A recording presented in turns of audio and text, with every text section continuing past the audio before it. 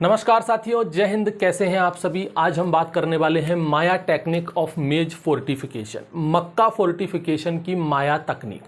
इसमें दो शब्द हैं जो आपने पहले कभी ना सुने हो। एक शब्द शायद कभी ना कभी सुना हो, वो है फोर्टिफिकेशन। अक्सर आप लोगों ने सुना होगा कि भाई फोर्टिफाइड वैरायटी गेहूं की आई है, फोर्टिफाइड वैरायटी राइस की आई है। अलग अलग इंस्टीट्यूट से ऐसी वैरायटी आती रहती हैं। तो वहाँ पर जो फोर्टिफाइड शब्द है वो इसी फोर्टिफिकेशन से लिया गया है, मतलब वहाँ पर ये फोर्टिफिकेशन प्रोसेस का यूज़ किया गया है। दूसरा शब्द है यहाँ पर माया। तो माया यहाँ पर कोई टेक्निक नहीं है। माया के बारे में आप जानें तो यहाँ पर आप ये देख रहे हैं, ये एक तरह के आदिवासी लोग हैं या फिर हम कहें कि वहाँ के स्वदेशी लोग हैं। कहाँ के? मैक्सिको और सेंट्रल अमेरिका के। यहाँ पर आप मैप में देख सकते हैं, ये जो पीला वाला हिस्सा आपको दिख रहा है ये मैक्सिको का है और उस तरफ आप देख सकते हैं वो सेंट्रल अमेरिका है। इन्हीं के सेंटर वाला जो पार्ट है, ये जो ब्रैकेट में आपने बनाया गया है, ये है माया एरिया। यहीं पर ये माया के लोग, माया कह सकते हैं हम लोग, एक समुदाय है, एक कबीला है इन लोगों का, जिनको माया कहा जाता है। तो ये जो माया के लोग हैं, इन्होंने ही ये टेक्निक डेवलप की है मेज फोर्टिफिकेशन की। ये लगभग 1500 ईसा पूर्व में अपने गांव में आकर के बसे और इन्होंने एग्रीकल्चर बेस्ड कह सकते हैं अपना एक सिविलाइजेशन स्टार्ट किया, जहाँ पर ये मेन बेसिकली 3 खेतियों पर, मतलब 3 फसलों पर डिपेंड थे। और वो फसल आज भी अमेरिका में 3 सिस्टर के नाम से जानी जाती हैं। एक है कॉर्न, मतलब आपका मेज, दूसरा है बीन और तीसरा है स्क्वैश। इनके बारे में थोड़ी जानकारी हमने ले ली। अब हम चलते हैं सीधे फोर्टिफिकेशन पर कि भाई फोर्टिफिकेशन क्या है। अक्सर आप लोगों ने सुना होगा कि भाई फोर्टिफाइड वैरायटी आई है। तो ये फोर्टिफाइड वैरायटी क्या होती है? यहाँ पर फोर्टिफिकेशन को आप समझें। फोर्टिफिकेशन का मतलब होता है जब भी किसी वैरायटी में हम न्यूट्रिएंट स्टेटस को बढ़ाते हैं, किसी भी प्रोसेस की मदद से उसमें न्यूट्रिएंट स्टेटस को जब बढ़ाया जाता है, उसे फोर्टिफिकेशन कहते हैं। अब यहाँ पर न्यूट्रिएंट स्टेटस जो है ना, उसमें बेसिकली हम विटामिन्स और मिनरल्स की बात करते हैं बस। यानी कि हम ये कह सकते हैं कि भाई जब भी कोई वैरायटी है, ऐसा कोई भी फूड मटेरियल जिसमें विटामिन्स और मिनरल्स को बढ़ाया जाए, उसे फोर्टिफाइड कहते हैं या उस प्रोसेस को फोर्टिफिकेशन कहते हैं। ये कैसे किया जा सकता है? इसमें बेसिकली 3 प्रोसेस का इस्तेमाल होता है।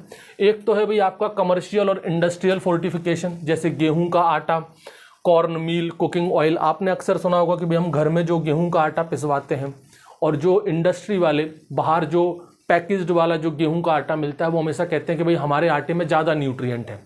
तो वो ज़्यादा न्यूट्रिएंट कैसे आए? उन्होंने इंडस्ट्रियल प्रोसेस से उसमें ऐड की है, मतलब फोर्टिफिकेशन किया है। तो एक तरीका तो होता है भाई कमर्शियल और इंडस्ट्रियल फोर्टिफिकेशन। दूसरा जो मोस्ट इंपॉर्टेंट है हम एग्रीकल्चर वालों के लिए, वो है बायो फोर्टिफिकेशन। ये शब्द आपने सुना होगा कि बायो फोर्टिफाइड वैरायटी है। तो बायो फोर्टिफिकेशन में बेसिकली हम लोग प्लांट ब्रीडिंग मेथड का यूज़ करते हैं, जेनेटिक इंजीनियरिंग का यूज़ करते हैं। प्लांट ब्रीडिंग मेथड से, जेनेटिक इंजीनियरिंग मेथड से जब हम कोई वैरायटी में न्यूट्रिएंट स्टेटस, स्पेशली उसके विटामिन्स और मिनरल्स को बढ़ाते हैं, उसे बायो फोर्टिफिकेशन कहते हैं। और तीसरा है होम फोर्टिफिकेशन। अपने घर पर ही हम लोग होम फोर्टिफिकेशन कर लेते हैं। तो यहाँ पर एक तरह से आप ये समझ सकते हो कि भाई ये जो माया लोग हैं, इन्होंने इन तीनों में से कौन सा फोर्टिफिकेशन अपनाया है? Home fortification. अपने घर पर ही ऐसी एक तकनीक इन्होंने डेवलप कर ली, एक ऐसी टेक्निक इन्होंने डेवलप कर ली, बना ली, जिससे ये मेज का फोर्टिफिकेशन कर रहे हैं, मेज में न्यूट्रिएंट स्टेटस को बढ़ा रहे हैं। अब यहाँ पर उन्होंने कौन सी टेक्निक डेवलप की है? उस टेक्निक का नाम है निक्स्टामेलाइजेशन। ठीक है, नाम थोड़ा सा अजीब सा है, कुछ लोगों के प्रोनाउंसिएशन में नहीं आएगा। मेरे भी बहुत लंबे समय से आया, बार बार मैं इसको बोलता रहा, तब ये थोड़ा सा ठीक ठीक आया। अभी भी शायद मैं प्रॉपर तरीके से इसको प्रोनाउंस नहीं कर पा रहा हूँ। निक्स्टामेलाइजेशन। तो ये जो निक्स्टामेलाइजेशन है, ये क्या है भाई?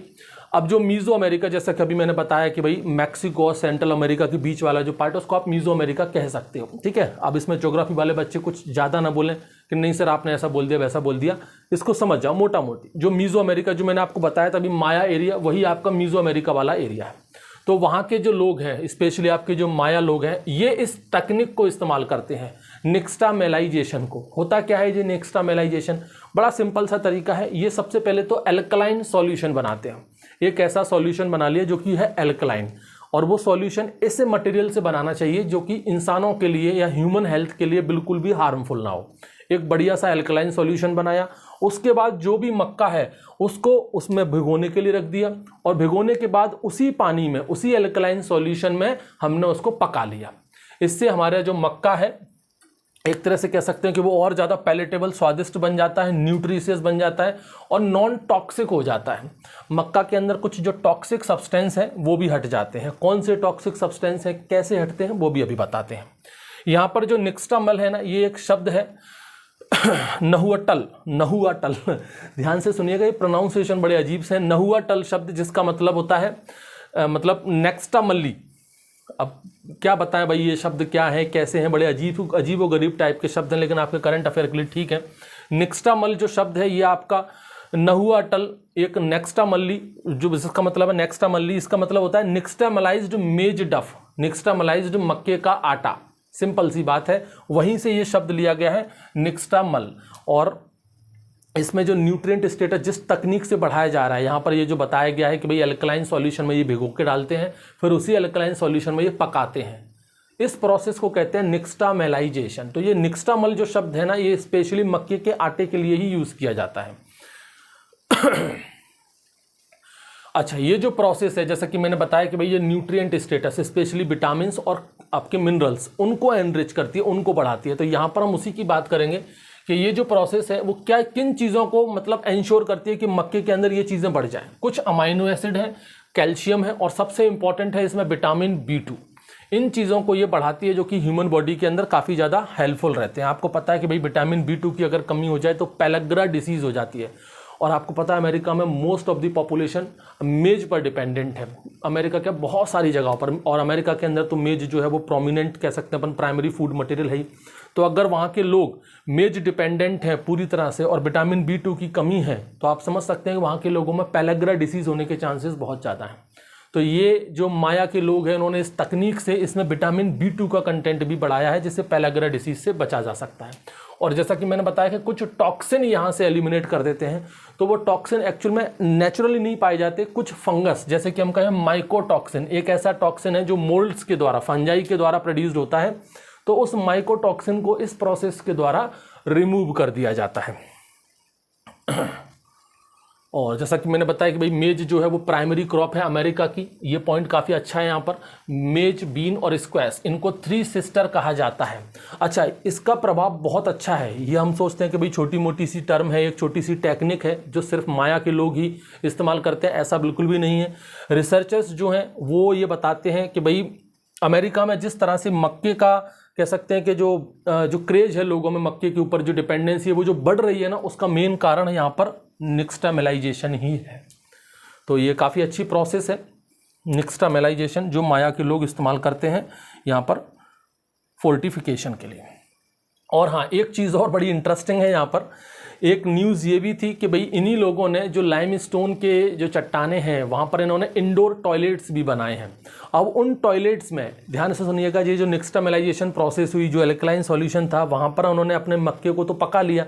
अब जो वेस्ट पानी बचा है, जो एल्कलाइन सॉल्यूशन का वेस्ट पानी बचा है, ये उस वेस्ट पानी को अपने लेटरिन में, अपने टॉयलेट में इस्तेमाल करते हैं। ये जो वेस्ट पानी है उसका काफ़ी ज़्यादा इंपॉर्टेंस हो जाता है वहाँ पर, क्योंकि ये वेस्ट पानी से एक तो बदबू को रोक लेते हैं ये लोग, दूसरा वहाँ पर जो भी इंसेक्ट वगैरह हैं उनका आना जाना रुक जाता है, और जो माइक्रो ऑर्गेनिज्म है उनकी ग्रोथ भी वहाँ पर कम हो जाती है, जिसको इन्होंने एक नया नाम दिया है। नाम है नेजियोते, नेजियोते या नेजायोते, जो भी आपका प्रोनाउंसिएशन हो। तो वो जो भी वेस्ट वाटर है, पकने के बाद जो पानी बचता है, उस पानी को ये कहते हैं नेजियोते, जिसको ये लोग इस्तेमाल कर लेते हैं टॉयलेट्स में पानी के तौर पर। जो भी मटेरियल, अब जो भी आप समझ जाइए। तो ये कहानी है भाई निक्स्टामेलाइजेशन की, या फिर हम कहें माया टेक्निक की ऑफ बीट फोर्टिफिकेशन की। Thank you.